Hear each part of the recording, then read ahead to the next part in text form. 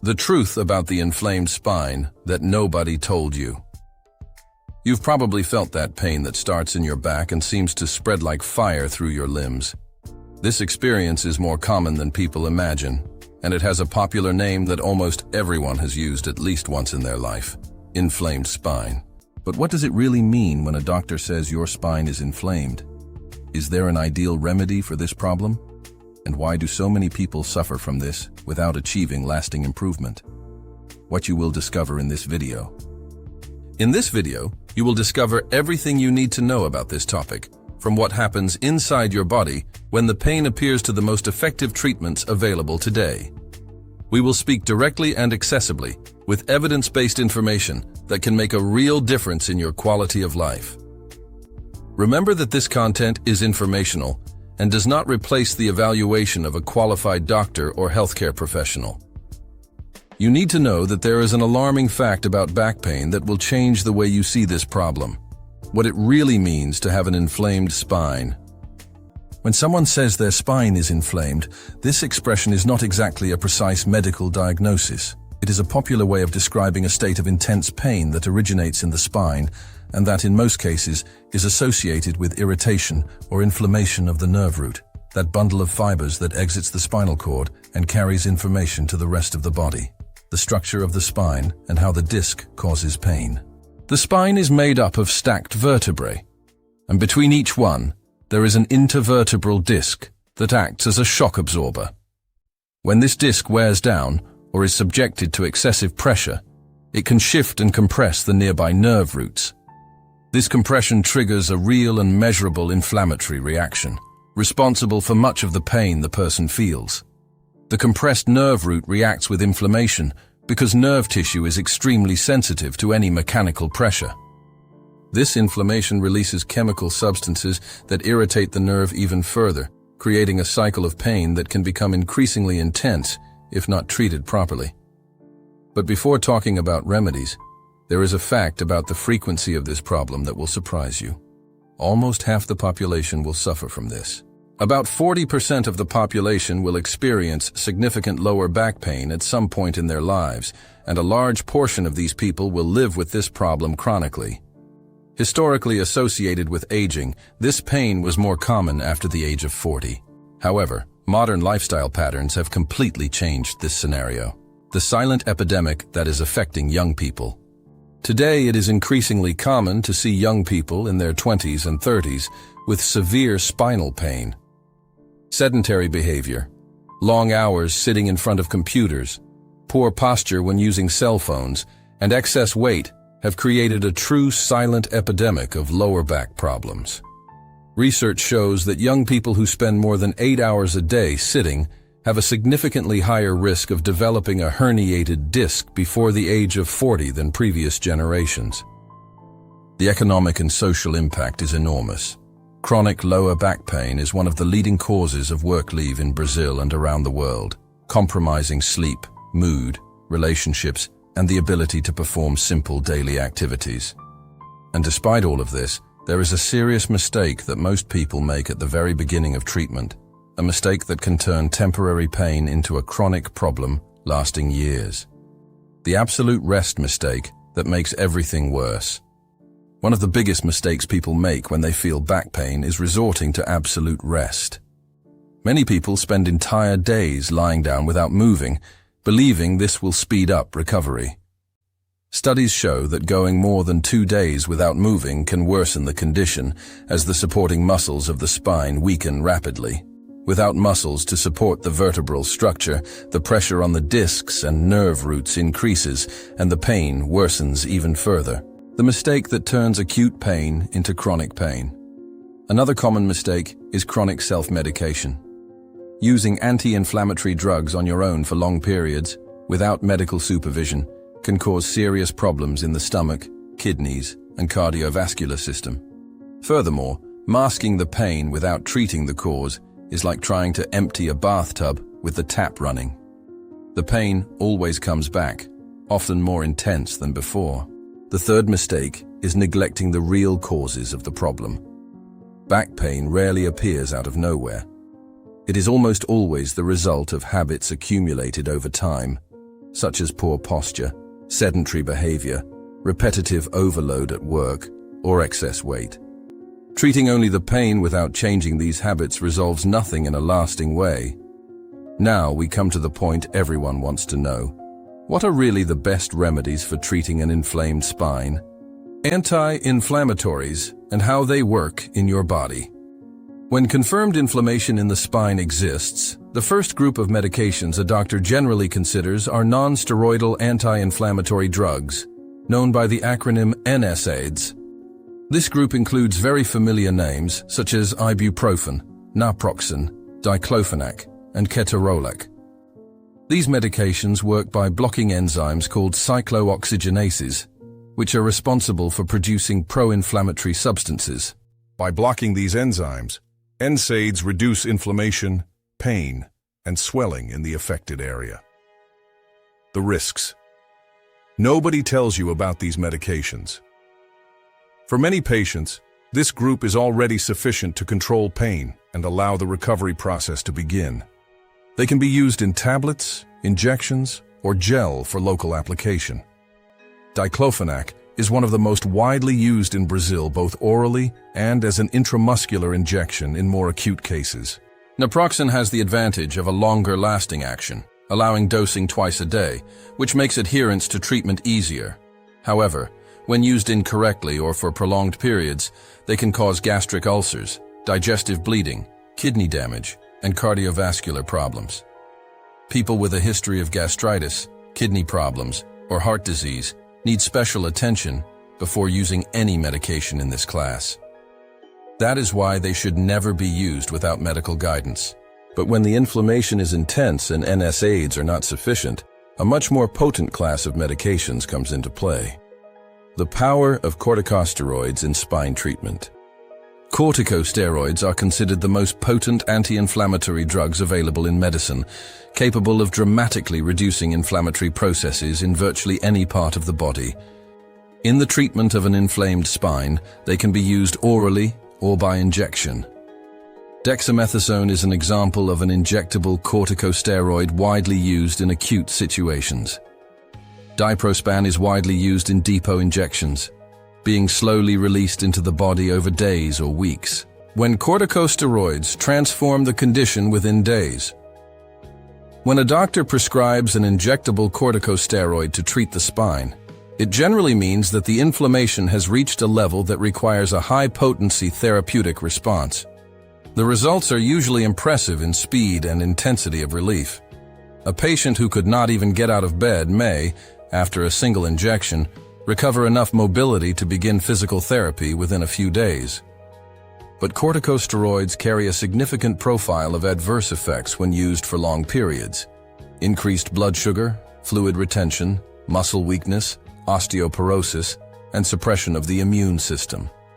That is why they are always prescribed in short cycles and with a progressive reduction of doses at the end of treatment. There is also a much more direct way to deliver the corticosteroid exactly where the inflammation is, a technique that has transformed the lives of patients who did not respond to other treatments. Infiltration and how it acts directly at the root of the problem. Infiltration is a procedure in which the doctor injects medication directly into the inflamed area of the spine, usually near the affected nerve root. The most commonly used substance is a corticosteroid, often combined with a local anesthetic. The great advantage is precision. Instead of the medication circulating throughout the entire body before reaching the site of action, it is placed directly where it needs to work. This means smaller doses, faster effect, and lower risk of adverse effects on the body as a whole. The technology behind image-guided infiltration. The procedure is performed on an outpatient basis, with no need for hospitalization, and takes only a few minutes. Image-guided infiltration is the gold standard of this technique. Using fluoroscopy or computed tomography, the doctor visualizes in real time the space where the medication will be injected, ensuring maximum precision and safety. This approach is particularly useful in acute crises of intense pain, when the patient needs rapid relief to be able to begin physical therapy and the rehabilitation process. In many cases, a single well-positioned infiltration can break the cycle of acute pain and open the path to definitive recovery. But there is a category of medications that few people associate with spine treatment, and that may be the key to breaking free from the chronic pain cycle once and for all. The medications that calm the inflamed nerve. In addition to anti-inflammatories and corticosteroids, there is a class of medications that acts in a completely different way in the treatment of chronic spinal pain. Instead of directly combating inflammation, these medications modify the way the nervous system perceives and processes pain signals. The best known are gabapentin, pregabalin, and amitriptyline. They work by reducing neuronal hyperexcitability, meaning they calm the nerves that are sending excessive pain signals to the brain. How these medications silence the pain alarm. Imagine that the inflamed nerve is like a faulty alarm that keeps going off without stopping, even when the danger has already diminished. These medications work like a regulator for that alarm, adjusting the nerve's firing threshold so that it sends fewer pain signals. Gabapentin and pregabalin were originally developed to treat epilepsy, but showed extraordinary efficacy in neuropathic pain as well. Amitriptyline is an older antidepressant that, at the doses used for pain, has a direct analgesic effect independent of any effect on mood. It is important to highlight that these medications need to be withdrawn gradually and always under medical guidance. Used correctly, they may be the missing piece that finally allows the patient to sleep, move, and regain functionality. And now let us talk about a phenomenon that traps the patient in a spiral of suffering and that needs to be urgently interrupted. The pain cycle and why it is so dangerous. The chronic pain cycle works like this. The person feels intense pain and stops moving to avoid making it worse. Without movement, the muscles that support the spine progressively weaken. With weaker muscles, the spine becomes unstable, the pressure on the discs and nerve roots increases, and the pain worsens even further. With more pain, the person moves even less, and the cycle closes in a devastating way, worsening with each turn. Weight, sleep, and the mind as allies or enemies. In addition to muscular weakening, prolonged immobility brings other serious problems. Weight tends to increase, placing even more pressure on the lumbar spine. Studies indicate that excess weight can multiply the pressure on discs by 3 or 4 times during simple activities such as walking or getting up from a chair. Sleep deteriorates because of the pain, and sleep deprivation lowers the pain tolerance threshold, causing the patient to feel more pain from the same stimuli. Depression and anxiety are frequent companions of the chronic pain cycle, and both amplify the perception of pain in neurological and psychological ways. Breaking this cycle requires medications, physical therapy, weight control, improved sleep, and in many cases psychological support, all working together. And speaking of treatment, there is something surprising about who really needs surgery. Surgery is truly the last resort. One of the greatest doubts of those who suffer from back pain is about surgery. The reality is more reassuring than many imagine. About 90% of patients with herniated discs and intense lower back pain manage to improve clinically with adequate conservative treatment, without needing any surgical intervention. Surgery is indicated in specific and well-defined situations. When surgery stops being an option and becomes a necessity. When the patient presents progressive muscle weakness in the limbs, when they lose control of the sphincters, when they have pain that does not respond to any clinical treatment after an adequate period of attempts, or when nerve compression poses a permanent risk to nerve function. In these cases, surgery becomes a necessity and no longer an option to be postponed. Advances in surgical techniques over the last 2 decades have been enormous. Minimally invasive approaches allow procedures with very small incisions, less postoperative pain, and much faster recovery than traditional open surgeries. In many cases, the patient is discharged on the same day or the day after the procedure. But before reaching that point, there is a non-surgical treatment that transforms outcomes and that many people still underestimate. Physical therapy and the strengthening that changes everything. Physical therapy is one of the most important pillars in the treatment of an inflamed spine. It is not merely a complement to medications, it is an essential and irreplaceable part of the long-term recovery process.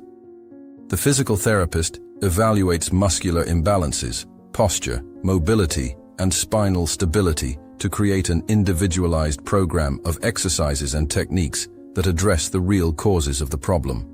A strong core as the best protection for the spine. In acute cases, physical therapy may include electrotherapy, therapeutic ultrasound, spinal traction, and manual techniques to quickly reduce pain and improve mobility. As the patient progresses, the focus shifts to strengthening the core, which is the set of deep abdominal and back muscles responsible for stabilizing the spine. A strong core is the best natural protection the spine can have against new injuries and relapses. Approaches such as the Mackenzie method, segmental stabilization, and therapeutic Pilates have shown expressive results. The Mackenzie method uses repeated movements and specific positions to centralize pain and reduce nerve compression, being particularly effective in cases of herniated disc. And there is a habit change that most patients completely underestimate, and that can be more powerful than any medication. The most efficient path to treating an inflamed spine. The most honest and evidence-based answer is that there is no single path, but there is a set of approaches that combined produce the best results. The first step is always an adequate medical evaluation. Without a correct diagnosis, any treatment is a shot in the dark. An experienced doctor will examine the patient, request the necessary tests, interpret the results within the clinical context, and establish the most appropriate therapeutic strategy for that specific case. Consistency and patience. The virtues that heal. Once the diagnosis is established, successful treatment generally combines three elements: pain control with appropriate medications, physical rehabilitation with physical therapy to strengthen the muscles and restore mobility, and changes in lifestyle habits, including weight control, improved sleep, stress management, and regular practice of guided physical activity. Consistency and patience are essential virtues in this process. The results of conservative spine treatment develop gradually, over weeks and months. Many patients become discouraged by expecting rapid improvement and give up before giving the treatment the time it needs to work. With adequate medical follow-up, well-conducted physical therapy, and commitment to the necessary changes, the vast majority of people manage to recover their quality of life and control pain in a lasting way. Always remember that this content is informational and does not replace a consultation with a qualified doctor or healthcare professional. Each case is unique, and only a trained professional can indicate the most appropriate treatment for your situation. Take care of your spine today, because it is the axis that supports everything in your life.